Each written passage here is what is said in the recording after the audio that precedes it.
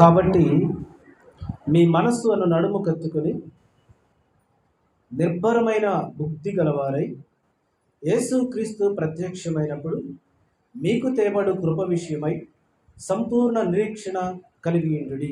నాతో కలిసి చెప్తారా ఈ మాటలు? కాబట్టి మీ మనస్సు అను నడుము కట్టుకొని నిబ్బరమైన బుద్ధి గలవారై యేసుక్రీస్తు ప్రత్యక్షమైనప్పుడు మీకు తేబడు కృప విషయమై సంపూర్ణ నిరీక్షణ కలిగి ఉండుడి. ఇక్కడ ఈరోజు ధ్యానం చేయబోతున్నటువంటి విషయాన్ని మనస్సు అను నడుము కట్టుకుని, నడుము అందరికీ ఒకటే ఉంటుంది కదా, కానీ పేతురు గారు అంటున్న మాట ఏంటంటే మీ మనస్సు అనే నడుము కట్టుకోవాలి.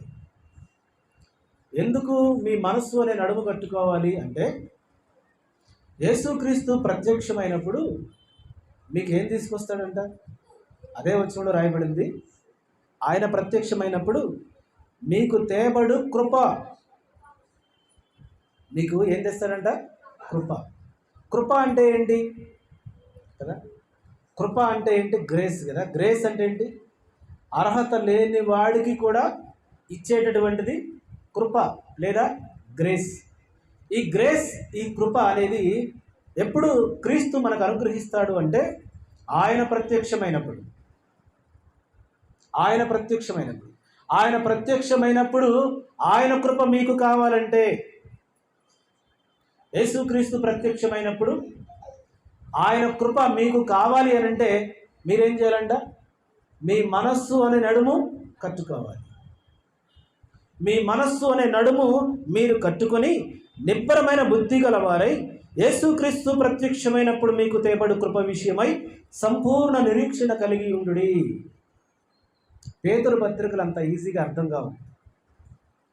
పేతురు గారు ఏం చదువుకున్నాడో నాకైతే తెలియదు, కానీ ఆయన రాసిన పత్రికలంట అపొస్తలుడైన పౌలు చాలా విద్యను అభ్యసించినటువంటి వాడు, చదువుకున్న వ్యక్తి, గమలీయేలు పాదముల యొద్ద ఆయన నేర్చుకున్నటువంటి వ్యక్తి. ఆయన గురువు గారు గమలీయేలు. అంత పెద్ద పౌలు గారు అంటాడు, పేతురు పత్రికలు విద్యావిహీనులకి అర్థం కాదు, అవి చాలా జ్ఞానంతో కూడి లోతైన మర్మాలు కలిగి ఉంటాయి. నిజంగా ఈ మాటలో ఎంత లోతైన ఆత్మీయ అర్థం ఉంది. నడుము కట్టుకోవాలి. నడుము అనగా మీ మనస్సు అనే నడుము. వాస్తవానికి పని చేయడానికి వెళుతున్నప్పుడు, బరువులు మోయడానికి వెళుతున్నప్పుడు, ఏదైనా పని చేయడానికి వెళుతున్నప్పుడు నడుమును బిగించి కట్టుకోవడం మనం చూస్తాం. నడికట్టు కట్టుకోవడం చూస్తాం. 24 అవర్స్ డ్యూటీలో ఉండేవాళ్ళు, నిలబడి ఉండేవాళ్ళు ఎవరైనా ఉంటే నడుముకి బెల్ట్ టైట్గా ధరించి నిలబడడం మనం చూస్తాం.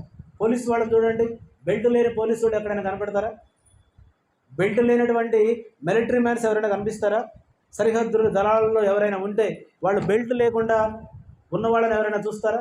చూడరు. వాళ్ళు ఎందుకు అని అంటే ఈ యొక్క బెల్ట్ పెట్టుకునేది ఈ నడుముకి స్టిఫ్గా ఉండడానికి కారణం ఏంటి అని అంటే, ఈ బ్యాక్ బోన్ ఏదైతే ఉందో, వెన్నుపూస, స్పైనల్ కార్డ్ ఏదైతే ఉందో దానికి సపోర్ట్ని ఇవ్వడానికి, బలంగా పనిచేయడానికి నడుము కట్టుకుంటారు. కానీ ఈ యొక్క ఆత్మీయమైన నడుము అంటే ఇది ఆత్మ సంబంధమైన నడుము అంటే మీ మనస్సు అనే నడుము. ప్రతి వ్యక్తికి మనసు ఉంది, ప్రతి మనిషికి మనసు అనేది ఉంది. ఈ మనస్సు అనేదాన్ని స్థిరంగా నిబ్బరమైన బుద్ధిగా పెంచుకోవాలి అని అంటే నువ్వు దాన్ని కట్టుకోవాలి. బలమైన పని చేయడానికి, నిరీక్షణతో పని చేయడానికి, నీ సంకల్పం నెరవేర్చుకోవడానికి, నీ ఉద్దేశం సఫలపరుచుకోవడానికి నడుము కట్టుకుంటాము. మనం ఏదైనా ఒక పనిని ప్రారంభించినప్పుడు వాడు ఆ పని అయిందాక విశ్రాంతి తీసుకోడండి, వాడు ఆ పని కొరకు నడుము కట్టుకున్నాడు అంట కదా. ఆ ప్రయాణం కొరకు నడుము కట్టుకున్నాడు అంట. అంటే ఆ పని అయిందాక వాళ్ళు విశ్రమించరు. ఆ పని అయిందాకా, గమ్యం చేరేదాకా, సక్సెస్ సాధించేదాకా దాన్ని వదిలిపెట్టరు. కాబట్టి మనం ఏమంటాం? వాడు ఆ పని కొరకు నడుము కట్టుకున్నాడు, అది అయిపోయిందాకా వదిలిపెట్టాడు. కానీ ఈరోజు క్రైస్తవుల గురించి అపొస్తలుడైనటువంటి పేతురు గారు అంటాడు, మీ మనస్సు అనే నడుము మీరు కట్టుకోగలిగితే. ఎందుకు మనస్సు అనే నడుము కట్టుకోవాలి? చాలామంది మనసు స్థిరంగా ఉండట్లేదంట. చాలామంది మనసు స్థిరంగా ఉండక అనేకమైన తీర్మానాలు చేస్తారు, కానీ ఒక్క దాంట్లో కూడా వాళ్ళు నిలబడరు. నిలబడకపోవడానికి కారణం ఏంటి అని అంటే మనసులో స్థిరం లేదు, ఆలోచనలో స్థిరం లేదు. జ్యేష్ఠుడైనటువంటి రూబేను గారి గురించి ఒక మాట రాయబడింది. ఇశ్రాయేలులో జ్యేష్ఠుడైనటువంటి రూబేను గురించి ఆయన అంటాడు, రూబేను, నా బలాతిశయము నీవే, కానీ నీవు చెంచల మనస్కుడివై ఉన్నావు. అన్యజనులలో కానీ కానరాని పాపము ఇదిగో ఈ బలిష్ఠుడైనటువంటి రూబేనులో కనబడుతుంది. భయంకరమైన పాపం చేశాడు రూబేను. యాకోబు గారు, ఇశ్రాయేలు ఆ రూబేనును ఉద్దేశించి, నా జ్యేష్ఠ కుమారుడు రా నువ్వు, నా బలాతిశయము రా నువ్వు, కానీ నీలో ఎంత దుర్మార్గత ఉంది కదా. పినతల్లినే చెరిసినటువంటి చరిత్ర రూబేనుది. సవతి తల్లినే పాడు చేసినటువంటి చరిత్ర రూబేనుది. రూబేను, ఇలా నువ్వు కావడానికి కారణం ఏంటి తెలుసా? నీ చెంచల బుద్ధి, నీ చెంచల మనస్సు. చాలామందికి మనసు స్థిరంగా ఉండదు. ఇప్పుడు ఒకలాగా, రేపు ఒకలాగా, ఎల్లుండి ఒకలాగా, ఇంకో గంటకి ఇంకొకలాగా ప్రవర్తించేటటువంటి రకరకాల స్వభావాలు కలిగినటువంటి వారు, రకరకాల మనస్తత్వాలు కలిగినటువంటి వారు ఉన్నారు. కాబట్టి సంఘంలో ఉన్నవారు ఒకవేళ అలా ఉంటే, సంఘంలో ఉన్నవారికి అపోస్తలుడు పేతురు అంటాడు, మీరు మీ మనస్సు అనే నడుము మీరు కట్టుకోనండి. మీరు ఎలాంటి బుద్ధి అంట? నిబ్బరమైన బుద్ధి. చెప్పండి, ఎలాంటి బుద్ధి? నిబ్బరమైన బుద్ధి. ఈ నిబ్బరమైన బుద్ధి ఉంటే మనము దేనికి చెల్లించం. ఏదైనా ఒక తీర్మానం చేసుకుంటే, ఏదైనా ఒక నిర్ణయం తీసుకుంటే ఆ నిర్ణయానికి మనం కట్టుబడి ఉంటాం, ఆ తీర్మానానికి లోబడి ఉంటాం. ఎప్పుడు అనంటే మనము మన యొక్క మనస్సు అనే నడుము మనం కట్టుకున్నప్పుడు. చాలా అద్భుతమైనటువంటి అంశం ఈరోజు మనం ధ్యానం చేయబోతున్నాం. చాలామంది తీర్మానాలు చేసుకున్నాం 31st నైట్, లేదంటే జనవరి 1కి ఎన్ని తీర్మానాలు చేసుకున్నాం? ఒక్క తీర్మానమైనా మనకు గుర్తుందా? ఒక్క తీర్మానమైనా ఎన్ని తీర్మానాలు చేశారు? 1 లేదా 2 తీర్మానాలు చేశారు. ఒక్కదానికన్నా లోబడ్డారా? కాలం వెంబడి కాలం గడిచిపోయి 5వ మాసంలో ప్రవేశించాం. మొదటి మాసంలో చేసిన తీర్మానాన్నే మర్చిపోయాం. అంటే ఏమనాలి ఇప్పుడు మనల్ని? చెంచల మనస్కులు అనాలా? వక్ర బుద్ధి కలిగిన వారు అనాలా? కానీ క్రైస్తవులు అలా ఉండడానికి వీల్లేదు. ఎందుకనంటే పౌలు గారు, అపోస్తలుడైనటువంటి పేతురు గారు అంటాడు, మీ మనస్సు అనే నడుము కట్టుకోండి. చాలామంది లోకాన్ని జయించే ప్రయత్నం చేస్తారంట, చాలామంది యుద్ధాలలో విజయాన్ని సాధిస్తారంట, చాలామంది ఎగ్జామ్స్లో విజయాన్ని సాధిస్తారంట, చాలామంది రకరకాల వాటిల్లో విజయాన్ని సాధిస్తారంట కదా. మొన్న పేపర్లో మనం న్యూస్లో చదివాం, ఒక అమ్మాయి కూలీ నాలి చేసుకునేటటువంటి ఒక తల్లికి పుట్టినటువంటి కుమార్తె, కూలి పనులు చేసుకునేటటువంటి తల్లిగారు బీడీలు చుడుతూ, నిజామాబాద్లోనా జరిగింది, నిజామాబాద్, బీడీలు చుట్టే తల్లి నెలకు 10,000 రూపాయలు సంపాదిస్తుంది. కానీ కుమార్తెకి అయితే డాక్టర్ చదవాలని కోరిక. కుమార్తెకి డాక్టర్ చదవాలని కోరిక. గవర్నమెంట్ స్కూల్లో జాయిన్ చేయించిన తల్లిగారు. ఆమె స్తోమత అంతే. గవర్నమెంట్ స్కూల్లో అయితే బట్టలు ఇస్తారు, పుస్తకాలు ఇస్తారు, ఫీజులు ఉండవు. గవర్నమెంట్ స్కూల్లో జాయిన్ చేయించారు తల్లి. కానీ ఆ కుమార్తె కష్టపడి చదివి చదివి చదివి 10th క్లాస్లో దాదాపుగా 10కి 10 మార్కులు తెచ్చుకుంది. ఇంటర్మీడియట్లో జాయిన్ చేశారు. ఇంటర్మీడియట్లో ఆ అమ్మాయికి ఒక ఫోన్ అవసరమైంది. ఇంటర్మీడియట్లో ఏం అవసరమైంది? ఆ అమ్మాయికి ఒక సెల్ ఫోన్ అవసరమైంది. తల్లి దగ్గరికి వెళ్ళి, అమ్మ నాకు సెల్ ఫోన్ కావాలి, అమ్మ నాకు అంత స్తోమత లేదు తల్లి, నేను నీకు సెల్ ఫోన్ కొనివ్వలేను, కాబట్టి నీ చదువు నువ్వు ఎలాగైనా కొనసాగించు. ఆమె ఇంటర్మీడియట్లో బైపీసీ తీసుకుంది. సెల్ ఫోన్ కావాలి ప్రాజెక్ట్ వర్క్ చేయాలంటే, లేదంటే ఇంకా ఏదైనా టీచర్స్ ఇచ్చిన హోంవర్క్ చేయాలంటే సెల్ ఫోన్ ఖచ్చితంగా అవసరమైంది. ఆ అమ్మాయి, ఆ తల్లిగారు అన్నారు, అమ్మ నేను కొనియలేను తల్లి, నాకు నెలకు వచ్చేది 10,000 రూపాయలు, మన తిండికే సరిపోతున్నాయి, ఫోన్ నేను కొనలేను అంటే, లేదమ్మా నాకు ఫోన్ చాలా అవసరము, ఇప్పుడు ఈ స్టడీ కంప్లీట్ చేయాలంటే ఫోన్ ఖచ్చితంగా కావాలంటే పక్కింటి వాళ్ళ దగ్గర రోజుకు 1 గంట సేపు ఈ అమ్మాయి వాడుకోవడానికి వాళ్ళ అమ్మగారు అనుమతి తీసుకొని పక్కింటి వాళ్ళ దగ్గర సెల్ ఫోన్ 1 గంట అనుమతి కుమార్తె వాడుకోవడానికి అవకాశం కల్పించారు. ఆ కుమార్తె రోజు సాయంత్రం 7 గంటల నుంచి 8 గంటల వరకు ఆ సెల్ ఫోన్ పక్కింటి వాళ్ళకి తీసుకొని చదువుకొని మొన్న ఇంటర్మీడియట్ రిజల్ట్స్లో ఆమె డిస్ట్రిక్ట్ టాపర్గా నిలిచింది. సెల్ ఫోన్ అద్దెకు తెచ్చుకొని, సెల్ ఫోన్ 1 గంటకు పర్మిషన్ తెచ్చుకొని ఆ అమ్మాయి నిజామాబాద్ జిల్లాలో టాపర్గా నిలిచింది. ఒక గవర్నమెంట్ స్కూల్లో చదువుకున్నటువంటి ఒక పాప. ఆ అమ్మాయి ఒక మనస్సు కట్టుకుంది. ఆ అమ్మాయి ఒక నిబ్బరమైన బుద్ధి కలిగి ఉంది. ఏంటంటే తన యొక్క లక్ష్యాన్ని ఎలాగైనా సాధించాలి. పరిస్థితులు అనుకూలించట్లేదు. ఆర్థిక పరిస్థితులు అంతంత మాత్రమే. తండ్రి లేడు, తల్లి చిన్న ఆదాయం కలిగినటువంటి కుమార్తె. కానీ తన మనస్సులోనైతే దృఢమైన సంకల్పం కలిగి ఉంది, ఎలాగైనా నేను దీన్ని సాధించాలి. అనుకున్నది అనుకున్నట్లుగానే నిజామాబాద్ జిల్లా టాపర్గా నిలిచింది. ఆమె పేరు గుర్తు రావట్లేదు నాకు. మొన్న న్యూస్లో కూడా ఆమె గురించి చెప్పాను. ఇప్పుడు ఆమెకి నీట్లో తర్ఫీదు ఇవ్వడానికి టాప్ 10 కాలేజెస్ అన్నీ కూడా ఆఫర్ ఇచ్చాయి. మా కాలేజీలో జాయిన్ కావాలి, మా కాలేజీలో జాయిన్ కావాలని ఆంధ్ర తెలంగాణలో ఉన్నటువంటి టాప్ 10 కాలేజెస్ అన్నీ కూడా ఆ అమ్మాయి ఇంటి ముందు వాలిపోయారు. రిజల్ట్స్ వచ్చిన వెంటనే వాళ్ళ అమ్మగారు ఆశ్చర్యపోయారు. నిబ్బరమైన బుద్ధి కలిగి ఉంటే, నీ మనస్సు అనే నడుము కట్టుకొనగలిగితే, ఆత్మీయ విశ్వాస జీవితంలో క్రీస్తు ప్రత్యక్షమైనప్పుడు ఆయన నీ కొరకు తేయబోతున్న కృపని ఖచ్చితంగా పొందుకోవడానికి నువ్వు అర్హురాలివి, నువ్వు అర్హుడివి. కాబట్టి ప్రతి వ్యక్తి కూడా నిబ్బరమైన బుద్ధి కలిగిన వారై ఉండాలి, నిబ్బరమైనటువంటి మనస్సాక్షి కలిగినటువంటి వారై ఉండాలి. లేఖనాలలో మనం ధ్యానించినట్లయితే సామెతల గ్రంథకర్తగా అంటాడు. సామెతల గ్రంథకర్త 16వ అధ్యాయము 32 రివర్స్ చెప్పా కదా నేను. పరాక్రమశాలి కంటే దీర్ఘశాంతము గలవాడు శ్రేష్ఠుడు, పట్టణమును పట్టుకొనగలవాడి కంటే తమ మనస్సును స్వాధీనపరుచుకున్నవాడు శ్రేష్ఠుడు. హల్లెలూయా. చాలామంది పరాక్రమవంతులు ఉన్నారు, చాలామంది ధైర్యవంతులు ఉన్నారు, చాలామంది ఎన్నో రకాల అసాధ్యాన్ని సుసాధ్యం చేయగలిగిన వారు ఉన్నారు. కానీ తన మనస్సును స్వాధీనపరుచుకునగలవాడు లేడు. ఒకవేళ అలాంటి వాడు ఎవడైనా ఉంటే వాడు శ్రేష్ఠుడు. చెప్పండి ఒక మాట. మైక్ టైసన్ అనండి. తెలుసా మీకు మైక్ టైసన్? తెలుసా? ఒక 10 సంవత్సరాల క్రితం బాక్సింగ్లో ఆయనకు తిరిగి లేనటువంటి వాడు, ఆయనకు మించి బలాఢ్యుడు ఎవరు లేరు. మైక్ టైసన్ రింగ్లో దిగాడంటే ప్రత్యర్థికి గుండె గుబేలం అన్నట్లే. ఎన్నో ఛాంపియన్షిప్స్ గెలుచుకున్నాడు ఆయన. ఏంటి అని అంటే తన మనస్సును కాపాడుకోలేకపోయాడు. తాగుడు బానిసరైపోయాడు. ఎంతో ధనాన్ని సంపాదించాడు, విస్తారమైన ధనాన్ని సంపాదించాడు. ఎంతోమందిని బలాఢ్యులను మట్టి కరిపించి అనేకమైన పథకాలను సాధించాడు. కానీ తన మనస్సును అదుపులో పెట్టుకోలేని కారణంగా తన జీవితమే మసకబారిపోయింది. ఈనాటి తరానికి మైక్ టైసన్ అంటే చాలామందికి తెలియదు.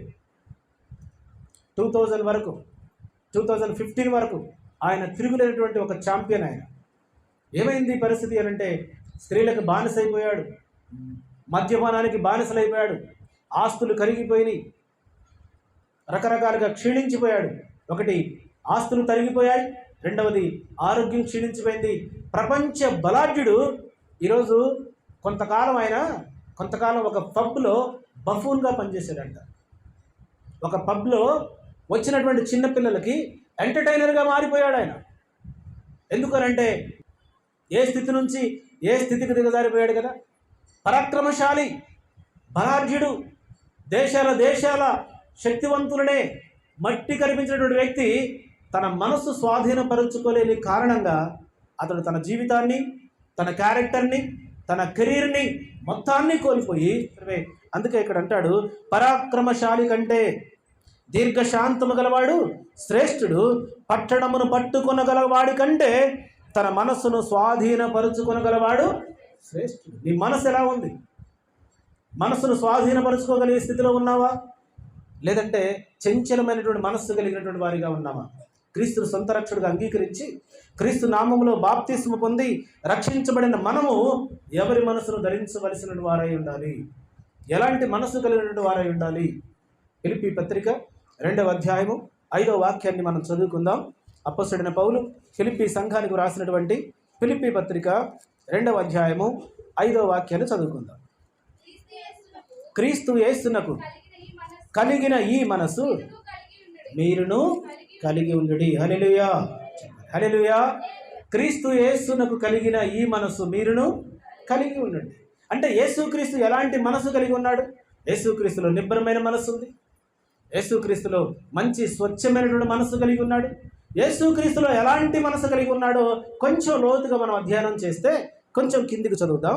ఎలాంటి మనసు ఉందో కొంచెం కిందికి చదువుతాం. ఆయన దేవుని స్వరూపము కలిగిన వాడై ఉండి దేవునితో సమానముగా ఉండుట విడిచిపెట్టకూడని భాగ్యమని ఎంచుకొనలేదు గాని మనుషుల పోలికగా పుట్టి దాసుని స్వరూపమును ధరించుకొని తన్ను తానే తగ్గించుకొనెను, తన్ను తాను రిక్తునిగా చేసుకొనెను. మరియు ఆయన మాకారమందు మనుషుడిగా కనబడి మరణము పొందునంతగా, అనగా శిలువ మరణము పొందునంతగా విధేయత చూపిన వాడై తన్ను తాను తగ్గించుకొనెను. హల్లెలూయా చెప్పాలి. హల్లెలూయా. ఒకటి, క్రీస్తు యేసులో 3 రకాల క్వాలిటీ కలిగిన మనస్సు మనం చూస్తున్నాం. అందరూ క్రీస్తు నామమును అంగీకరించిన వారే, క్రీస్తు నామములో బాప్తిస్మము పొంది రక్షించబడిన వారే. అయితే క్రీస్తు యేసునకు కలిగిన ఈ మనసు మీరు ధరించండి. ఏ మనసు అంటది? ఒకటి, ఆయన కలిగినటువంటి మనసు. ఒకటి, విడిచిపెట్టే మనసు. ఏం విడిచిపెట్టాడు ఆయన? ఆయన ఏం విడిచిపెట్టాడు? దేవునితో సమానత్వాన్ని విడిచిపెట్టాడు. అదే కదా అక్కడ రాయబడింది. దేవునితో సమానముగా ఉండుట విడిచిపెట్టకూడని భాగ్యమని ఎంచుకొనలేదు. కానీ అసలు ఈ మాటను ఎప్పుడైనా ఆలోచించారా? ఆయన దేవునితో సమానంగా ఉండేవాడంట. దేవుని పక్కన సింహాసనం మీద ఆసీనుడైనటువంటి వాడంట. ఆయన దేవునితో సమానంగా ఉన్నవాడు. ఆయన ఆ సింహాసనం పక్కన ఉన్నప్పుడు కోటాను కోట్ల దేవదూతలందరూ పొగడబడుతుంటుంటే పొగిడించుకునేటువంటి స్థితిలో ఉన్నటువంటి దేవుడు. దేవుని పక్కనే ఉన్నవాడు. ముఖ్యమంత్రి గారి పక్కనే ఉప ముఖ్యమంత్రి గారు ఉంటే ఎలా ఉంటుంది? ఇద్దరి సింహాసనాలు ఒకటే, అధికారాలు వేరే ఉండొచ్చు, ఇద్దరు కీర్తి, ఇద్దరి ఘనత, ఇద్దరు ప్రతిష్టలు ఒకటే. కానీ ఉప అనబడింది వెళ్ళిపోయింది అక్కడ పక్కకి. జాగ్రత్తగా విందాం. ఇప్పుడు యేసుక్రీస్తు తన యొక్క స్థానం ఎక్కడ? దేవునితో సమానము. చెప్పండి. ఇక్కడైతే ఉప ముఖ్యమంత్రి, అక్కడ ఉప ముఖ్యమంత్రి లేదు. ఈయన దేవుడే, ఆయన దేవుడే. చెప్పాలి. ఈయన దేవుడే, ఆయన దేవుడే. అంత గొప్ప స్థానము, అంత గొప్ప స్థితి, అంత గొప్ప స్థితిలో ఉన్నటువంటి యేసుక్రీస్తు ఆ స్థితిని తృణప్రాయంగా విడిచిపెట్టేశాడు. ఏ స్థితిని? దేవునితో సమానత్వం. చెప్పండి. ఏ స్థితి? దేవునితో సమానత్వం అనే స్థితిని విడిచిపెట్టి ఇప్పుడు ఒక పాపని రక్షించడానికి ఎక్కడికి వచ్చాడు ఆయన? భూలోకానికి వచ్చాడు. భూమి మీదకి వచ్చేసాడు. ఏ స్థితి నుంచి వచ్చాడు? దేవుళ్ళో దేవుడిగా ఉన్నటువంటి ఆయన, సింహాసన ఆసీనుడైన ఆయన, నిత్యము దేవదూతలతో పొగడబడుతున్న ఆయన, నిత్యము పరిశుద్ధుడు పరిశుద్ధుడు అని గాన ప్రతిగానతో కీర్తించబడుతున్న ఆయన, శక్తి కలిగిన ఆయన, ఆయన తృణప్రాయంగా సింహాసనమును విడిచిపెట్టి డైరెక్ట్గా భూమి మీదకి వచ్చి ఎలా బ్రతికాడు? ఆకలి దప్పులతో దాసుడుగా బ్రతికాడు. ఆయన ఎలా బ్రతికాడు? దాసుడుగా. ఎంత గొప్ప మనసు కదా! ఇంత గొప్ప మనసు ఉండాలి అని అంటే నీ మనస్సు అనే నడుము నువ్వు కట్టుకోవాలి. నీ మనసులో చంచలత్వం రావడానికి వీల్లేదు. ఏ నిర్ణయం అయితే తీసుకున్నామో, దేనికైతే కట్టుబడి ఉన్నామో, దేని మీద అయితే ప్రామిస్ చేసామో, దేని కొరకైతే క్రైస్తవులకు వచ్చామో దానిలో జీవించడానికి, దాని కొరకు ప్రయాసపడడానికి, దాని కొరకే ప్రయాసపడి జీవించి క్రీస్తుకు మంచి సాక్షిగా ఉండడానికి నీ మనసు నడుము కట్టుకోవాలి. మనసు అనే నడుము కట్టుకొని చంచల బుద్ధి లేకుండా జీవించడానికి, సంఘంలో ఉనికి కలిగి ఉండడానికి ప్రతి ఒక్కరూ ప్రయాసపడాలి. ఒకటి, క్రీస్తులో మనం చూస్తున్నాము, విడిచిపెట్టకూడని భాగ్యం అని ఎంచుకోలేదు. నేను ఎందుకు వెళ్ళాలి భూలోకానికి? నేను ఎందుకు ఇంత స్థితిని వదిలిపెట్టాలి? నేను ఎందుకు ఇంత గొప్ప స్థానాన్ని విడిచిపెట్టాలి? నేను ఈ స్థానాన్ని విడిచిపెడితే భూమి రక్షించబడుతుంది. ఈ స్థానం విడిచిపెడితే ఇక భూలోకము ఏమైపోతుంది? రక్షించబడుతుంది. పాపము చేత, అన్యాయము చేత, దుష్టత్వము చేత, దుర్మార్గత చేత కొట్టిమిట్టాడుతున్నటువంటి ఇదిగో ఈ ప్రజలకి రక్షణ భాగ్యం కావాలంటే, నేనుండు స్థానంలో వారిని కూడా ఉంచాలి అని అంటే ఇదిగో ఈ స్థానాన్ని నేను విడిచిపెట్టాల్సిందే. అంత గొప్ప స్థానాన్ని ఆయన వదులుకొని వస్తే ఒక చిన్న ఇంటిని మనం వదులుకోలేకపోతున్నాం. ఒక చిన్న ఇంటిని, ఒక చిన్న రూమ్ని, ఒక చిన్న ఉద్యోగాన్ని, ఒక చిన్న స్థితిని, ఒక చిన్న ఆలోచనని మనం వదులుకోలేకపోతున్నాం కదా. అందుకే క్రీస్తు యేసునకు కలిగిన ఈ మనస్సు మీరును కలిగి ఉండండి. హల్లెలూయా. ఏ మనసు? అక్కడ డైరెక్ట్గా చెప్పేశాడు, యేసు క్రీస్తు ఏ మనసు అయితే కలిగి ఉన్నాడో ఆ మనసు మీరు కలిగి ఉండండి. ప్రవక్తల మనసు చెప్పలే, రాజుల మనసు చెప్పలే, భక్తుల మనసు చెప్పలే, అధికారుల మనసు చెప్పలే, చక్రవర్తుల మనసు చెప్పలేదు. డైరెక్ట్గా చెప్తున్నాడు ఆయన, మీరు క్రీస్తును ఉద్దేశించబడ్డారు కాబట్టి, క్రీస్తు నామములో బాప్తిసము పొంది రక్షించబడ్డారు కాబట్టి క్రీస్తుకు కలిగిన మనస్సు మీరు కలిగి ఉండాల్సిందే. ఆయన కలిగి ఉన్న మనసు, నువ్వెంత గొప్ప స్థితి ఉన్నా సరే ఆయన కొరకు నువ్వు దాన్ని త్యాగం చేయగలిగితే అది చాలా చిన్నది. అది ఎంత చిన్నది? చాలా చిన్నది. ఎందుకంటే అంత గొప్ప స్థితితో పోల్చడానికి అవకాశం లేదు. ఆయన అంత గొప్ప స్థితే విడిచిపెట్టాడు నిన్ను నన్ను రక్షించడానికి. ఆయన అంత గొప్ప స్థానాన్నే విడిచిపెట్టాడు మనందరినీ దేవునికి సమీపస్తులుగా చేయడానికి. కానీ మనమైతే ఒక చిన్న కోరికను వదులుకోలేకపోతున్నాం, ఒక చిన్న సుఖాన్ని పక్కన పెట్టలేకపోతున్నాం, మనం ఒక చిన్న ఆలోచనని పక్కన పెట్టలేకపోతున్నాం, ఒక చిన్న ఇంటిని వదులుకోలేకపోతున్నాం, ఒక చిన్న ఉద్యోగాన్ని వదులుకోలేకపోతున్నాం. మనల్ని రక్షించడానికి తనకు మడిన క్రీస్తు అయితే దాన్ని విడిచిపెట్టకూడని భాగ్యమని ఎంచుకునలేదు. హల్లెలూయా చెప్పాలి. హల్లెలూయా. పరిశుద్ధ గ్రంథంలో ఒక మాటను చదువుదాం. రాజులు మొదటి గ్రంథం 19వ అధ్యాయము. రాజులు మొదటి గ్రంథం 19వ అధ్యాయము మొదటి మాటను చూడండి ఒకసారి. 19వ అధ్యాయం మొదటి మాట. ఏలియా చేసినదంతయు, అతడు ఖడ్గము చేత ప్రవక్తలందరినీ చంపిన సంగతియు ఆహాబు యెజెబెలునకు తెలియజెప్పగా, యెజెబెలు ఒక దూత చేత ఏలియాకు ఈ వర్తమానము పంపించెను. రేపు ఈ వేళకు నేను నీ ప్రాణమును వారిలో ఒకని ప్రాణములో చేయని ఎడల దేవుడు నాకు గొప్ప అపాయము కలుగొచ్చేయునుగా. కానీ యెజెబెలు శపథం చేసింది. అయితే ఏలియా ప్రాణ భయంతో పరిగెత్తడం ప్రారంభించాడు. అలా పరిగెత్తి ఒక వృక్షము కింద, 5వ వచనం, అతడు బదరీ వృక్షము క్రింద పరుండి నిద్రించుచుండగా ఒక దేవదూత వచ్చి అతడిని ముట్టి, నీవు లేచి భోజనము చేయమని చెప్పెను. అతడు చూసినంతలో అతని తల దగ్గర నిప్పుల మీద కాల్చబడిన అప్పము నేళ్లబుడ్డియు కనబడెను గనుక అతడు భోజనము చేసి తిరిగి పండుకొనెను. అయితే యెహోవా దూత 2వ మారు వచ్చి అతడిని ముట్టి, నీకు శక్తికి మించిన ప్రయాణము నీకు సిద్ధమై ఉన్నది, నీవు లేచి భోజనము చేయమని చెప్పినప్పుడు అతడు లేచి భోజనము చేసి ఆ భోజనపు బలము చేత 40 రాత్రింబగళ్ళు ప్రయాణము చేసి దేవుని పర్వతం అని పేరు పెట్టబడిన హోరేబునకు వచ్చెను. హల్లెలూయా చెప్పండి. హోరేబు అనండి. ఆ పర్వతానికి ఏం పేరు? హోరేబు పర్వతానికి ఏం పేరు? దేవుని పర్వతం. దేవుని పర్వతం అని పిలువబడిన హోరేబు పర్వతం మీదకి దగ్గరకు వచ్చాడు. ఇప్పుడు వినండి, ఏలియా శక్తికి మించిన ప్రయాణాన్ని చేస్తున్నాడు. అయితే అతడు భోజనం చేసాడంట. ఎంత భోజనం చేశాడు ఆయన? భోజనం ఎంత చేశాడు అమ్మా? ఒక్క రొట్టె చెప్పండి. ఒక్క రొట్టె, తర్వాత కొన్ని నీళ్లు. ఒక్క రొట్టె తిని కొన్ని నీళ్లు తాగి 40 రోజులు ఒక్క రొట్టె ముక్క తిని అక్కడ ఏమన్నాడు? భోజనము అన్నాడు. మనం కూడా భోజనం చేస్తాం. భోజనం అంటే ఎన్నెన్ని ఉంటాయి మన మెనూలో? మన ప్లేట్లు ఎన్నెన్ని ఉంటాయమ్మా? భోజనం అనగానే ఏం చేస్తాం? ఉన్నవన్నీ తెచ్చి ప్లేట్ చుట్టూ పెట్టుకొని ఒక్కొక్క ముద్ద ఒక్కొక్క కూరతో తినేటటువంటి అలవాటు కదా. లాస్ట్ ఫినిషింగ్ టచ్ పెరుగుతో తినాల్సిందే. ఇంత భోజనం మనం చేస్తాం. కానీ ఏలియా భోజనం చేసినటువంటి విధానాన్ని మనం చూస్తే ఒక్క రొట్టె తిని కొన్ని నీళ్లు తాగి 40 దినములు 40 పగళ్ళు 40 రాత్రులు అతడు ప్రయాణం చేశాడు. ఎలా సాధ్యమైంది ఇది సాధ్యమేనా? ఒక్క రొట్టె ముక్క తింటే ఎంత బలం వస్తుంది? ఒక్క రొట్టె ముక్క తింటే ఎంత శక్తి వస్తుంది? ఒక్క రొట్టె ముక్క ద్వారా ఎంత బలం, ఎంత శక్తి వస్తుంది? అయితే దాని ద్వారా అతడు 40 రాత్రులు 40 పగళ్ళు ప్రయాణించి హోరేబు పర్వతం మీదకు చేరుకున్నాడు. జాగ్రత్తగా ఆలోచించండి. అంతగా హోరేబు పర్వతం మీదకు చేరుకోవడానికి గల కారణం ఏంటి అని అంటే, అతడు తన మనస్సును స్వాధీనపరుచుకొని ఈ యొక్క భౌతిక సంబంధమైన బలం కాదు కావాల్సింది, భౌతిక సంబంధమైనటువంటి శక్తి కాదు కావాల్సింది, ఆత్మీయ బలం అతనికి కావాలి, ఆత్మీయ శక్తి అతనికి కావాలి, ఆత్మీయ బలాభివృద్ధి కావాలి. దేవుని పనిని నెరవేర్చాలి, దేవుని పని చేయాలి, దేవుని యొక్క సంకల్పాన్ని, దేవుని చిత్తాన్ని జరిగించాలి.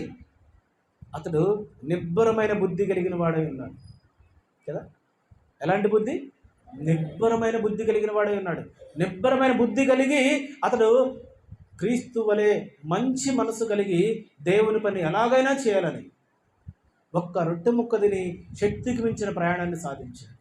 ఎలా సాధ్యమైంది ఇది అని అంటే ఆయన మనసంతా నిండిపోయిందంటే ఎలాగైనా దేవుని యొక్క పనిలో పాల్గొనాలి. ఆయన 4వ వచనంలో ప్రార్థన చేస్తాడు. ఆయన ఏలియా గారు 4వ వచనంలో ప్రార్థన చేస్తాడు. తాను ఒక దిన ప్రయాణము అరణ్యములోనికి పోయి ఒక బదరీ వృక్షము కింద కూర్చుండి మరణాపేక్ష గలవాడై, యెహోవా, నా పితరుడి కంటే నేను ఎక్కువ వాడను కాను, ఇంత మట్టుకు చాలు ప్రభువా, నా ప్రాణము తీసుకొనమని ప్రార్థన చేశాను. చెప్పండి, ఏమని ప్రార్థన చేస్తున్నాడు? ప్రభువా, నాకు ఆస్తినిచ్చావు, ఉద్యోగాన్ని ఇచ్చావు, మంచి పిల్లల్ని ఇచ్చావు, చాలు ప్రభువా, ఇక నన్ను చంపేయి అని ప్రార్థన ఎవరైనా చేస్తారా? చేయరు. నేను మనవాళ్ళని చూడాలి, వాళ్ళ మనవాళ్ళని చూడాలి, ముని మనవాళ్ళని చూడాలి, నాకు ఇంకా ఆయుష్ కావాలి ప్రభువా. బైబిల్లో ఎంత ఆయుష్ ఇచ్చాడు నీకు? 70 సంవత్సరాలు, అధిక బలం ఉంటే 80 సంవత్సరాలు. 80 సంవత్సరాలు బతికినాక కూడా ఎవరైనా చనిపోవాలనుకుంటారా? లేదు. ఇంకా ఏం జరిగిద్దో, ఇంకా ఏమైద్దో కదా, ఇవన్నీ కానీ ఏలియా, చాలు ప్రభువా, ఇక నేను చాలా గొప్ప విజయాన్ని సాధించాను, షోమ్రోన్లో ఆహాబు రాజునే ఎదిరించి నీ కార్యం నెరవేర్చా ప్రభువా, ఈ జీవితానికి ఇది చాలు నాయనా అని బదరీ వృక్షం కింద కూర్చొని ప్రార్థన చేస్తుంటే దేవుడు ఆయన ప్రార్థన ఆలకించాడు. కాదు ఏలియా, సరిపోదు, ఇది సరిపోదు, నీకు శక్తికి మించిన ప్రయాణం ఉంది, లేచి భోజనము చేసి నీ నడుము కట్టుకో, నువ్వు బయలుదేరు, హోరేబు శిఖరం మీదకి నువ్వు వెళ్ళాలి, నువ్వు ఒక శిష్యుడిని సంపాదించాలి, ఆ శిష్యుడు నువ్వు ఆపేసిన పరిచయం ముందుకి కొనసాగించాలి. ఏలియా, ఇంకా నీకు శక్తికి మించిన ప్రయాణం ఉంది, బయలుదేరని చెప్పగానే ఏలియా లేచాడు. ఆ ఒక్క రొట్టె ముక్క తిని ఒక్క బుడ్డెడు నీళ్లు తాగి 40 రోజులు 40 పగళ్ళు 40 రాత్రులు శక్తికి మించిన ప్రయాణం చేసి అతను హోరేబు శిఖరం మీదకి చేరుకున్నాడు. జాగ్రత్తగా ఆలోచించేస్తాం. మనకి దేవుడు ఎంత సమృద్ధిని ఇచ్చాడు కదా, ఎంత సమృద్ధి, ఎంతో గొప్ప స్థితిని దేవుడు మనకిచ్చాడు, ఎంతో గొప్ప కుటుంబాన్ని దేవుడు మనకిచ్చాడు, ఎంతో మంచి ఉద్యోగాన్ని దేవుడు ఇచ్చాడు కదా, ఎంతో మంచి జీవన విధానాన్ని దేవుడు మనకి ఇచ్చాడు. చిన్నప్పుడు విషయాలను ఒకసారి ఆలోచన చేస్తే ఇప్పుడు మనము చాలా ఉన్నతమైన స్థితిలో ఉన్నాం కదా. మన చిన్నప్పుడు ఎంత కరువు కాటకాలు మనం అనుసరించాం కదా. చెప్పులు తెగిపోతే కుట్టుకొని తొడుక్కునేవాళ్ళం. ఈరోజు తెగేదాకా చెప్పులు తొడిగేవాళ్ళు, అరిగేదాకా చెప్పులు వాడేవాళ్ళు ఎవరైనా ఉన్నారా? ఒక్కొక్కరికి ఎన్ని జతలు ఉన్నాయి? పార్టీ వేర్ ఒకటి, రెగ్యులర్ వేర్ ఒకటి, వాష్రూమ్ స్లిప్పర్స్ ఒకటి కదా. ఇంట్లో కూడా దర్జాగా చెప్పులు వేసుకొని నడుస్తున్నారు. అవునమ్మా, అలాంటి కల్చర్లోకి వచ్చేసాం మనం. ఒకప్పుడు చెప్పులు తెగిపోతే కుట్టుకొని, లేదా అదేంటి మేకులు కొట్టుకొని, లేదంటే పిన్నీసులు పెట్టుకొని కదా రకరకాలుగా తొడిగినటువంటి వాళ్ళమి. బట్టలు చిరిగిపోతే కుట్టించుకొని, మాస్కులు వేసుకొని, అతుకులు వేసుకొని కదా ఇలా తొడుక్కొని ఉన్నటువంటి వాళ్ళు. ఈరోజు చిరిగిందాక బట్టలు వేసేవాళ్ళు ఎవరున్నారా? చిరిగిందాక ఎందుకు, కొంచెం కలర్ షేడ్ అయితే చాలు. కలర్ షేడ్ అవ్వడం ఎందుకండి? కొత్త మోడల్ వస్తే చాలు. పాత మోడల్ ఏం చేయాలి? మూట కట్టి పైన పడేయాల్సిందే. కొత్త మోడల్స్, ఈ కొత్త మోడల్ వస్తే పాత మోడల్ పాతగిలిపోతుంది. కొత్త వస్త్రాలు కొనాల్సిందే. ఒక్కొక్కడికి ఎన్ని డ్రెస్సులు ఉన్నాయో లెక్కలేదు, ఒక్కొక్కడికి ఎన్ని చీరలు ఉన్నాయో లెక్కలేదు. కట్టిన చీర కట్టకుండా ఉండాలంటే ఒక్కొక్కళ్ళు సంవత్సరం కట్టగలుగుతారు. ఉన్నారు అలాంటి వాళ్ళు సంఘంలో. కానీ ఇంత సమృద్ధిస్తే, ఇంత ఆశీర్వాదాలు దయచేస్తే మనం దేవుని సన్నిధికి వచ్చేటటువంటి విధానం ఎలా ఉంది తెలుసా? ఎలా ఉంది? మనం దేవుని సన్నిధికి వచ్చే విధానం ఎలా ఉంది? చాలా పూర్గా భక్తి కనబడుతుంది. మన జీవన విధానము, మన లైఫ్ స్టైల్ చాలా రిచ్గా ఉంది. దేవుని సన్నిధిలో మన యొక్క బిహేవియర్, దేవుని సన్నిధిలో మన యొక్క విధానము చాలా పూర్గా ఉంది. ఇది చాలా విచారకరమైన విషయం. కానీ ఏలియా అయితే తన నడుము కట్టుకొని శక్తికి మించిన ప్రయాణాలు చేసి దేవుని యొక్క పనిని కొనసాగించినట్టుగా మనం చూస్తున్నాం. జాగ్రత్తగా ఆలోచన చేస్తాం. యేసుక్రీస్తు కలిగిన మనస్సు మనము కలిగి ఉండాలంటే ఒకటి విడిచిపెట్టుట. ఏం విడిచిపెట్టుట? విడిచిపెట్టుట అంటే ఏం విడిచిపెట్టుట? మీరు యేసుక్రీస్తు అయితే దేవుని యొక్క సింహాసనాన్ని విడిచిపెట్టాడు. మరి మీరేం విడిచిపెట్టాలి? మనమేం విడిచిపెట్టాలి? ఏం విడిచిపెట్టాలి? మనమేం విడిచిపెట్టాలి?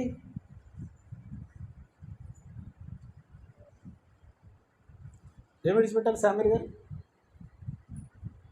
యేసుక్రీస్తు అయితే దేవుని యొక్క సింహాసనాన్ని విడిచిపెట్టాడు. ఆ పేరు ప్రఖ్యాతులు గొప్ప స్థితిని విడిచిపెట్టాడు. సమీపింపరాని తేజస్సులో అమరత్వము గలవాడై వసించుచు అంత గొప్ప స్థితిని విడిచిపెట్టాడు. దేవునితో సమానంగా ఉండేటువంటి స్థితి, అంత గొప్ప భాగ్యాన్ని విడిచిపెట్టాడు. మరి నువ్వు నేమేమి విడిచిపెట్టాలి దేవుని కొరకు కదా? దేవుని కొరకు ఏమి విడిచిపెట్టాలి? ఏవేవి లాభకరములైనవో వాటిని విడిచిపెట్టాలి కదా. ఆ లాభాలు వద్దులే, కానీ కనీసం మీరు మీ సుఖాన్ని కొంచెం వదిలేస్తే బాగుంటుంది. చాలామంది సుఖపడడానికి ఇష్టపడుతున్నారు. సుఖాసక్తి కలిగిన వారు ఉన్నారు. చాలా ప్రమాదం సుమా. సుఖపడడం నేర్చుకుంటే లేజినెస్ వస్తుంది. ఆ లేజినెస్ వల్ల దేవుని సన్నిధిలో ఆరాధన చేయలేరు. దేవుని మందిరానికి మక్కువ చూపించలేరు. ఆదివారం ఆరాధనలో మీరు ఎందుకు టైంకి రాలేకపోతున్నారంటే, ఒకటి అనాసక్తి, రెండవది సుఖాసక్తి. ఒకటేంటి? అనాసక్తి, ఆసక్తి లేకపోవడం. ఎందుకు ఆసక్తి లేదు? మీ జీవితాలు ఆశీర్వదించబడ్డాయి. మీరెవరు అడుక్కు తినే స్థితిలో ఎవరు లేరు. అందరూ ఉన్నతమైన స్థితిలోకి వెళ్ళిపోయారు. అందరూ సమృద్ధికరమైన స్థితిలోకి వెళ్ళిపోయారు. మనకు వెనక్కి తిరిగి చూసుకోవడం అలవాటు. రేపటికి బియ్యం లేవు, రేపు రెంట్ ఎట్లా కట్టాలి, రేపు పిల్లల ఫీజులు ఎలా, ఇలాంటి స్థితిలో ఎవరు లేరు. అందరూ సమృద్ధి చేత ఆశీర్వదించబడ్డారు. కాబట్టి ఇప్పుడు ఏమొచ్చిందంటే అనాసక్తి. దేవుని యొక్క సన్నిధి అంటే వెళదాంలే, అనాసక్తి. సుఖమైనటువంటి సుఖాసక్తి కదా. ఆదివారం ఉదయం 9 గంటలకు ఆరాధన అయితే కనీసం 6 గంటలకు లేగాలి. కానీ ఎప్పుడు లేస్తున్నాం? సుఖం ద్వారా ఏసీలు పెట్టుకొని, ఫ్యాన్లు వేసుకొని ఎప్పుడు లేస్తున్నాం మనము? ఎప్పుడు? అదే ఏసీ లేకపోతే, ఫ్యాన్ లేకపోతే చెమట బట్టి 5ంటికే మెలకు వచ్చేది. 5 గంటలకు మెలకు వచ్చేది. ఆ చెమటతోటి నువ్వు పనులు చేసుకుంటే ఎలాగో మెలకు వచ్చింది కాబట్టి పని చేసుకొని త్వరపడి మందిరానికి వచ్చేదాన్ని. కానీ నీ ఇంట్లో సమృద్ధి ఉంది. మీ ఇంట్లో సుఖమైనటువంటి యంత్రాలు, పరికరాలు సమకూర్చుకున్నావు కాబట్టి ఇప్పుడు మందిరానికి రావడానికి ఆసక్తిని కోల్పోయాం. జాగ్రత్తగా విందాం. పరిశుద్ధ గ్రంథంలో యేసుక్రీస్తు అంత స్థితిని వదిలేస్తే మనం వదలాల్సింది సుఖాసక్తి. సొదొమ గొమొర్రాలు ఎలా కాలిపోయాయో తెలుసా? సొదొమ గొమొర్రా పట్టణాలు ఎలా కాలిపోయారో హెస్కేలు గ్రంథంలో ఉంటుంది ఆ మాట. ఎలా తెలుసా? సొదొమ గొమొర్రాలు చేసినటువంటి పాపమేదనగా వాళ్ళు నిర్విచారమైన సుఖాసక్తియు ఆహార సమృద్ధియు కలిగి ఉన్నారంట. ఏమున్నారు వాళ్ళు? సొదొమ గొమొర్రా పట్టణాలు పాపం చేసి దేవుని ఉగ్రతకి గురవడానికి కారణం ఏంటి? నిర్విచారమైన సుఖాసక్తి, తర్వాత ఆహార సమృద్ధి. బ్రతుకు పోరాటం కొరకు ఏం చేస్తారు? పొద్దున్నే లేచి పని ఎక్కడ దొరుకుతుందా అని చెప్పేసి అందరూ వెళ్ళి అడ్డ మీద కూలీలుగా కూర్చుంటారు. సొదొమ గొమొర్రాలో చేసినటువంటి పాపము, సొదొమ గొమొర్రాలలో ఉన్నటువంటి ఆ యొక్క అతిక్రమము, సొదొమ గొమొర్రా పట్టణాల్లో ఉన్నటువంటి భయంకరమైనటువంటి పాపము ఒకవేళ మన జీవితాలలో ఉన్నట్లయితే మనము వాటిని విడిచిపెట్టి, యేసుక్రీస్తు ఒకటి విడిచిపెట్టాడు, రెండవది తనను తాను తగ్గించుకున్నాడు, మూడవది అప్పగించుకున్నాడు. తండ్రి అయిన దేవునికి తనను తాను అప్పగించుకున్నాడు. ఈ 3 మన యొక్క ఆత్మీయ జీవితంలో మనము అవలంబించగలిగితే, ఈ 3 విషయాలను మన యొక్క విశ్వాస జీవితంలో మనము కొనసాగించగలిగితే, దేవుని యొక్క కృప, దేవుడు ప్రత్యక్షమైనప్పుడు, యేసుక్రీస్తు ప్రత్యక్షమైనప్పుడు మన కొరకు ఆయన తీసుకొస్తున్నటువంటి ఏం తెస్తున్నాడు? ఆయన కృప. చెప్పండి, ఏం తెస్తున్నాడు? కృప. ఆ కృపకి మనమందరము పాత్రులము కాగలము. అట్లాంటి కృపని మనం పొందుకోవాలంటే మనము కూడా కొన్ని విడిచిపెట్టాల్సిందే. ఏంటి విడిచిపెట్టాలి? ఒకటి సుఖాసక్తి, రెండవది అనాసక్తి. చెప్పండి, ఒకటేంటి? సుఖాసక్తి, రెండవది అనాసక్తి. ఈ రెండింటిని మనం మన యొక్క విశ్వాస జీవితంలో విడిచిపెట్టగలిగితే ఖచ్చితంగా దేవుడు తన యొక్క మనకు అనుగ్రహించాలని ఆశించేటటువంటి కృప ఖచ్చితంగా ఆయన మనకు దానిని దయచేస్తాడు. పరిశుద్ధ గ్రంథంలో ఒక మాటను చదువుకుందాం రండి. సమూయేలు 2వ గ్రంథం 18వ అధ్యాయము. సమూయేలు 2వ గ్రంథం 18వ అధ్యాయం చదవండి మొదటి నుంచి. దావీదు తన యొక్క సైన్యాన్ని 3 భాగాలుగా విభజించాడు. అందులో మొదటి భాగానికి నాయకత్వం ఎవరు వహిస్తున్నారు? యోవాబు. రెండవ భాగానికి నాయకత్వం ఎవరు వహిస్తున్నారు? అభిషేక్. మూడవ భాగము ఇత్తయి. 3 సైన్యాధిపతులను ఇచ్చి 3 గుంపులుగా తయారు చేసి యుద్ధానికి పంపిస్తున్నాడు. జాగ్రత్తగా విందాం. ఎవరి మీదకి యుద్ధానికి తెలుసా? యుద్ధం ఎవరి మీదకి? ఎవరి మీదకి చెప్పండి. ఎవరో చెప్తున్నారా మాట? గట్టిగా చెప్పండి. ఎవరి మీదకి? అబ్షాలోం మీదకి. ఎవరి మీదకి? అబ్షాలోం ఎవరు? దావీదు సొంత కుమారుడు అబ్షాలోం మీదకి దావీదు యుద్ధానికి పంపిస్తూ 3 భాగాలుగా విభజించాడు. ఈ 3 భాగాలని పిలిపించి ఆయన చెప్తున్నటువంటి మాట ఏంటంటే, ఇదిగో మీ ముగ్గురు కలిసి యుద్ధానికి వెళ్ళండి, కానీ నా కుమారుడిని అబ్షాలోం మాత్రం ఏం చేయకండి అయ్యా. యుద్ధానికి ఎవరి మీదకి పంపిస్తున్నాడు? కొడుకు మీదకి పంపిస్తున్నాడు. ఇప్పుడు వీళ్ళు యుద్ధం చేయడానికి బయలుదేరుతున్నారు. వాళ్ళని మళ్ళీ పిలిచి అంటున్నాడు, అయ్యా నా కొడుకుని ఏం చేయకండి ప్లీజ్. వీళ్ళు అన్నారు, అయ్యా నువ్వు కూడా రా యుద్ధానికి అంటే, వాళ్ళు కొంతమంది అన్నారు, వద్దు నువ్వు యుద్ధానికి రాకు, దావీదు నువ్వు యుద్ధానికి రాకు, నువ్వు ఒక్కడవే 10,000తో సమానం, మాలో ఎంతమంది చచ్చిపోయినా లెక్కలేదు, కానీ నువ్వు ఇశ్రాయేలు రాజువి, నువ్వు ఉండాల్సిందే. సైన్యాన్ని 2 భాగాలుగా విభజించాడు అబ్షాలోము. తండ్రి మీదకే యుద్ధం ప్రకటించాడు.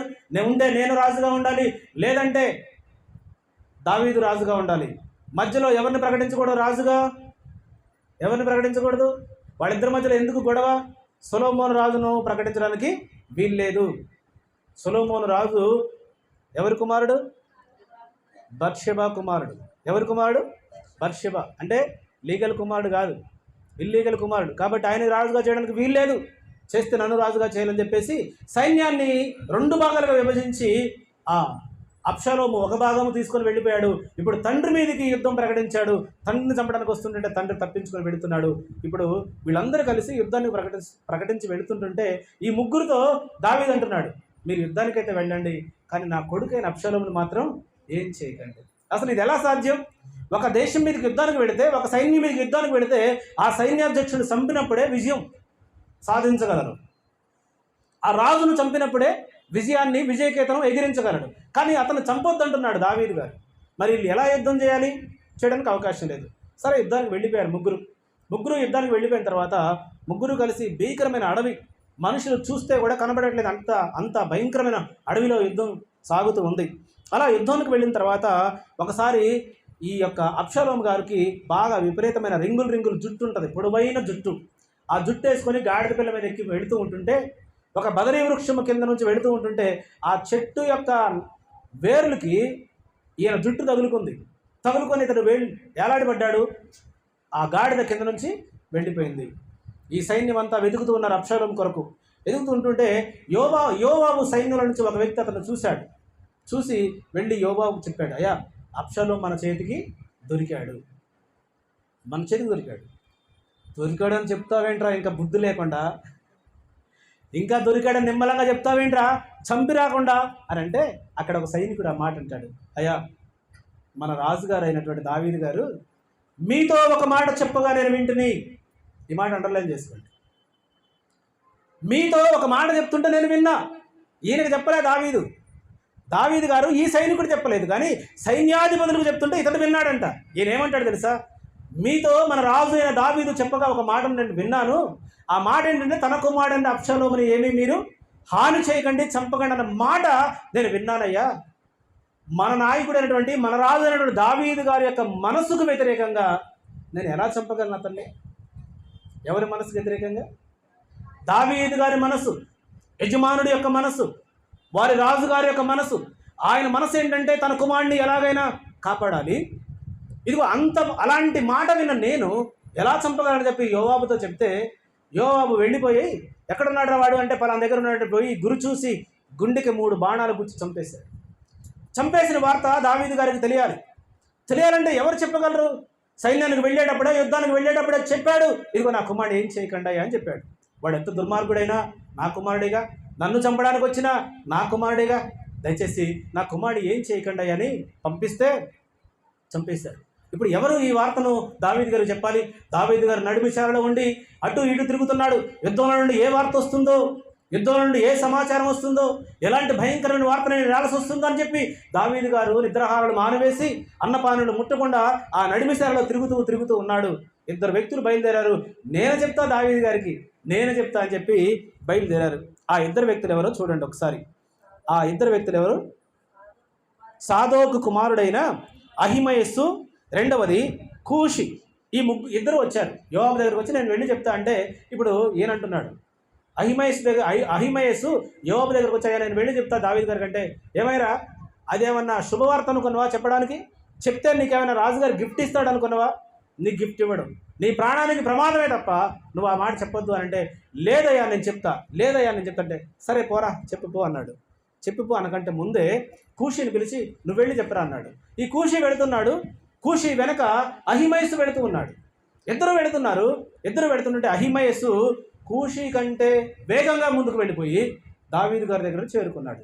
దావీదు గారి దగ్గర చేరుకొని దావీదు గారి దగ్గరికి, అరే ఈ అహిమయస్సు వస్తున్నాడు, వీడు చాలా మంచివాడు, శుభవార్త చెప్తాడు, ఖచ్చితంగా శుభవార్త చెప్తాడు కానీ అశుభవార్త చెప్పడు అని చెప్పి అతను లోపల రాని అని చెప్పారు. లోపలికి వచ్చాడు. అహిమయస్సు చెప్తున్నాడు, దావీదుతో మాట్లాడుతున్నాడు. ఎరా ఏమైంది, యుద్ధం ఏమైంది అని అడిగితే అహిమయస్సు చెప్తున్నాడు, అయ్యా యుద్ధం అయితే విజయం మనదే.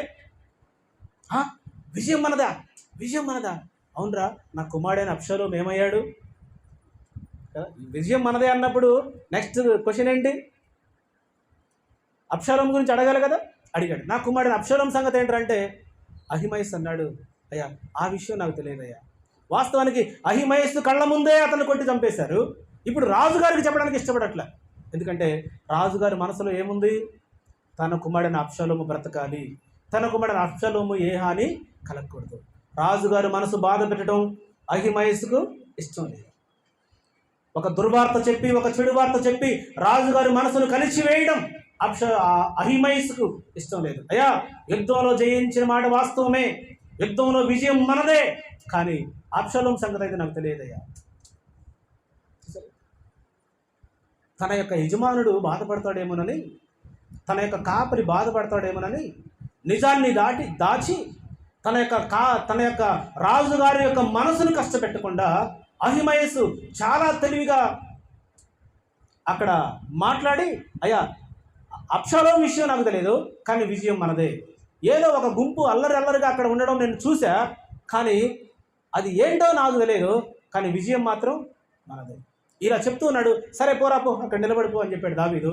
వెనకన ఎవరు వచ్చారు? కూషి వచ్చాడు. వచ్చి, ఎరా ఏమైంది? అయ్యా విజయం మనదే. అవునా, అయితే మరి నా కుమారుడిని అబ్షాలోము సంగతి ఏంట్రా? అయ్యా అబ్షాలోముని చంపేశారు, అబ్షాలోము చచ్చిపోయాడు. ఆ మాట వినగానే దావీదు గారి గుండెలు పగిలిపోయాయి. ఆ గుండెలు ఆ కన్నీటితో ద్రవించి వేయబడింది. గుండె పగిలి మాట్లాడుతూ ఉన్నాడు, ఆయన ఏడుస్తూ ఉన్నాడు.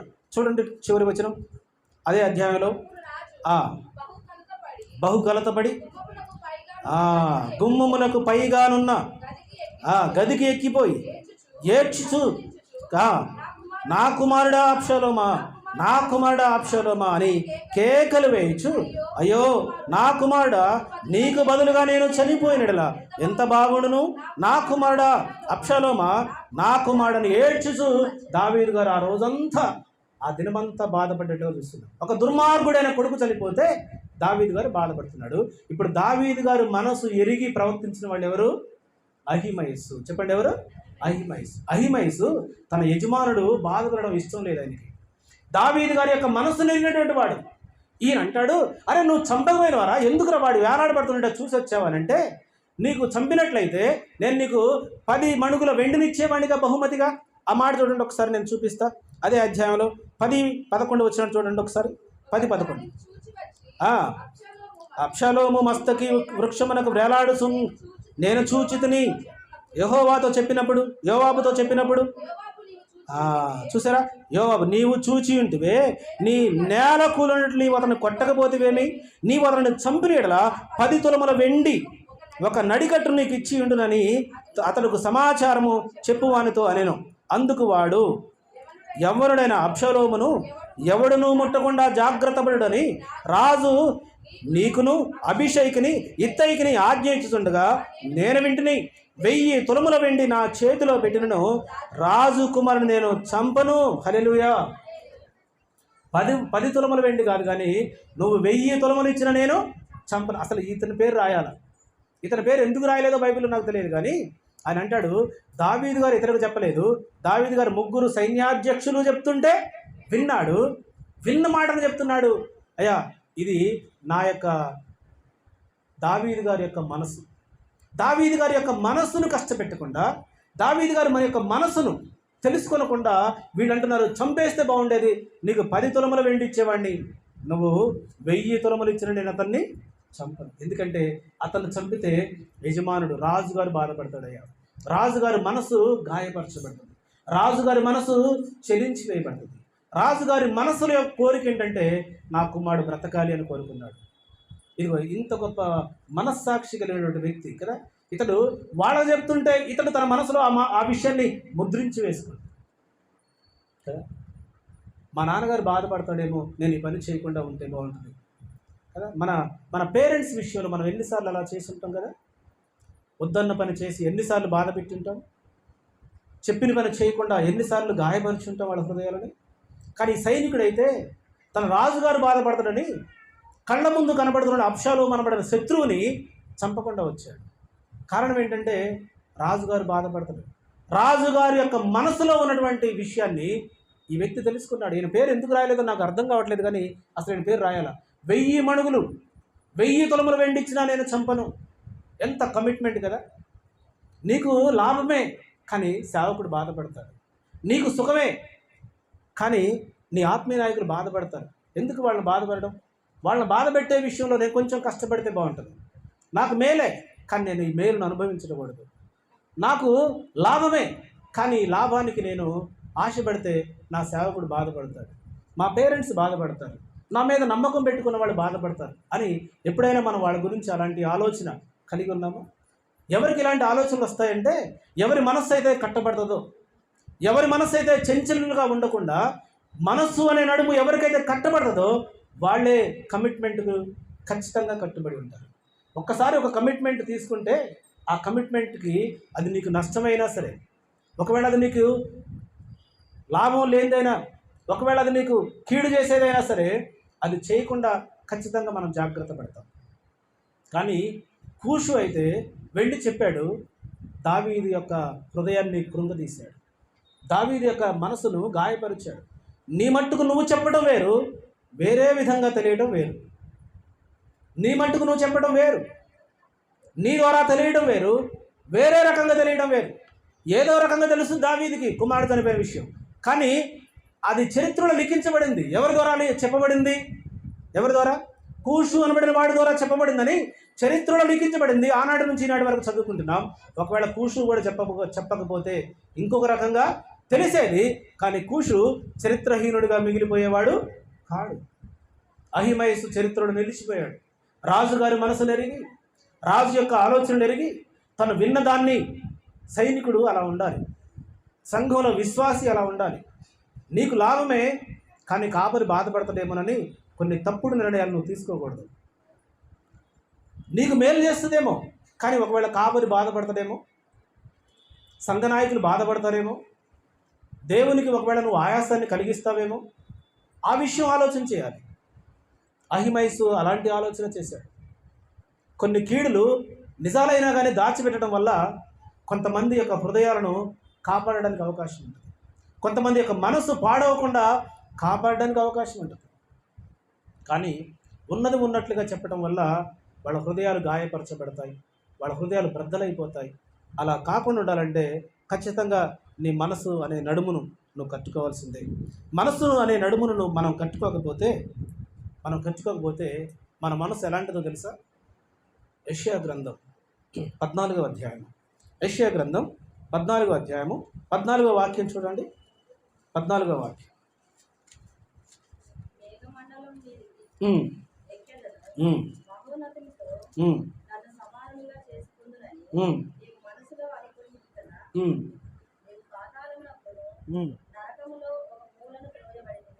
ఏమనుకోండి వీడు, ఇక్కడ ఒక వ్యక్తి కనబడతాడు మనకి, ఇక్కడ ఒక వ్యక్తి కనబడతాడు. ఈ వ్యక్తి అనుకున్నాడంట, ఏమనుకున్నాడు? ప్రధాన దూత. అతని పేరేంటి? ప్రధాన దూత. ఆయన పేరు లూసిఫర్ అనబడిన దూత. ఏం పేరేంటి? లూసిఫర్ అనబడిన దూత. ఈ వ్యక్తి మనసులో అనుకుంటున్నాడంట, ఏమనుకుంటున్నాడు? మేఘమండలము మీదకి ఎక్కిదును. అసలు వాస్తవానికి అతడు ఉన్నదే పరలోకంలో ఉన్నాడు, మేఘముల పైనే ఉన్నాడు, తూర్పు దిక్కున సభాపర్వతం మీదే ఉన్నాడు. సభాపర్వతం, తూర్పు దిక్కున సభాపర్వతం అంటే ఎవరిది? దేవుని సింహాసనం. చెప్పండి ఎవరు? తూర్పు దిక్కు సభాపర్వతం అంటే దేవుని సింహాసనం. అక్కడే ఉన్నాడు ఈ వ్యక్తి. అక్కడ ఉండి ఇంకా ఏమనుకుంటున్నాడు ఆయన? ఇంకా పైకి ఎక్కాలి, నేను ఇంకా పైకి ఎక్కాలి. ఎంత పైకి ఎక్కాలంటే తెలుసా? మహోన్నతునితో నన్ను సమానునిగా చేసుకుందును అని మనస్సులో అనుకుంటుని కదా. చూసారా చూసారా ఎలాంటి మనసు వీళ్ళది? ఈ వ్యక్తిది ఎలాంటి మనసు? ఉన్న స్థితిగా అంటే ఇంకా పైకి ఎక్కాలంట. అంటే ఒకరి స్థానాన్ని మరొకరు లాగేసుకోవాలి, ఒకరి స్థానాన్ని ఒకరు గుంజేసుకోవాలి, ఒకరి పేరుని మరొకరు గుంజుకోవాలి కదా, ఒకరి కీర్తి ప్రతిష్టలు మరొకరు గుంజేసుకోవాలి కదా. ఈ సాతాను యొక్క మనసు ఎలా ఉంటుందంటే మేఘమండలం మీదకి ఎక్కాలి, సభాపర్వతం మీదకి ఎక్కాలి, దేవుని సింహాసనం కంటే ఇంకా ఉన్నతమైనటువంటి సింహాసనాన్ని ఏర్పాటు చేసుకోవాలి. ఎలాంటి మనసు ఇది? ఇప్పుడు సంఘంలో ఎలాంటి మనసు కలిగి ఉండాలని చదువుకున్నాం. ఫిలిప్పీ 2:5లో క్రీస్తుకు కలిగిన మనసు మీరును కలిగి ఉండండి. క్రీస్తు మనసులో ఏమున్నది? ఒక మనసు విడిచిపెట్టే మనసు, రెండవది తగ్గించుకునే మనసు, మూడవది అప్పగించుకునే మనసు. ఎంతవరకు అప్పగించుకున్నాడు? తన ప్రాణం పోయేంతగా అప్పగించుకున్నాడు. ఇప్పుడు ఇక్కడ లూసిఫర్ మనసు కనపడుతుంది. ఇక్కడ ఈ లూసిఫర్ మనసు ఏంటి? హెచ్చించుకునే మనసు. నిన్ను నువ్వు హెచ్చించుకునే మనసు. క్రీస్తు అంటున్నాడు తగ్గించుకో. లేదు, నువ్వంటావు తగ్గేదే లేదు. మనం ఏమంటాం అంటే తగ్గేదే లేదు. ఎవరి మనసు ఇది? సాతాను మనసు. సాతాను యొక్క మనసు, లూసిఫర్ మనసు కనబడుతుంది, అక్కడ క్రీస్తు మనసు కనబడుతుంది. ఇప్పుడు రెండింటిని మనం కంపేర్ చేస్తే ఏ మనసు? అహిమయస్సు మనసు కలిగి ఉన్నామా, లేదా యేసు మనసు కలిగి ఉన్నామా, లేదా లూసి మనసు కలిగి ఉన్నామా? ఇక్కడేమో లూసి, అక్కడేమో యేసు.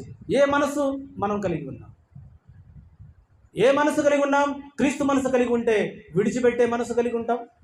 ఒకవేళ క్రీస్తు మనసు కలిగి ఉంటే తగ్గించుకునే మనసు కలిగి ఉంటాం. ఒకవేళ క్రీస్తు మనసు కలిగి ఉంటే మళ్ళీ మనం అప్పగించుకునే మనసు, పరిచర్య కొరకు అప్పగించుకునే మనసు, దేవుని కొరకు అప్పగించుకునే మనసు, సంఘము కొరకు అప్పగించుకునే మనసు, సంఘ క్షేమాభివృద్ధిలో పాలుపంపులు పొందే మనస్సు మనం కలిగి ఉంటాం. ఒకవేళ సాతాను యొక్క మనసు కలిగి ఉంటే నువ్వు దేనికి లోబడవు. సాతాను మనసు కలిగి ఉంటే హెచ్చించుకోవడానికి ప్రయత్నం చేస్తావు. సాతాను మనసు కలిగి ఉంటే ప్రత్యేకించబడిన దానిగా బిహేవ్ చేస్తావు. నేను ప్రత్యేకం, నాయన చాలా ప్రాముఖ్యత, నేను చాలా ఇంపార్టెంట్ సంఘానికి కదా, అలాంటి మనసు కలిగి ఉంటాం. అలాంటి మనసు కలిగి ఉంటే చివరికి ఏం చేయబడింది? ఇక్కడ సాతాను ఏం చేయబడింది? చదవండి 15వ వచనం చదవండి. 15వ వచనం. నీవు పాతాళమునకు నరకములో ఒక మూలకు త్రోయబడితివే, నిన్ను చూచువారు నిన్ను నిదానించి చూచినట్లు ఇట్లు తలపోయిదురు. భూమిని కంపింపజేసి రాజ్యములను వణికించిన వాడు ఇతడేనా? లోకము అడవిగా చేసి దాని పట్టణములు పాడు చేసిన వాడు ఇతడేనా? తాను చెరపెట్టిన వారిని తమ నివాస స్థలమునకు పోనీయని వాడు ఇతడేనా? జనముల రాజులందరూ ఘనత వహించిన వారై తమ తమ నగరుల యందు నిద్రించుచున్నారు. నీవు సమాధి పొంద పారవేయబడిన కొమ్ము వలె ఉన్నావు. ఖడ్గము చేత పడవబడిన చచ్చిన వారి శవములతో కప్పబడిన వాడవైతివి.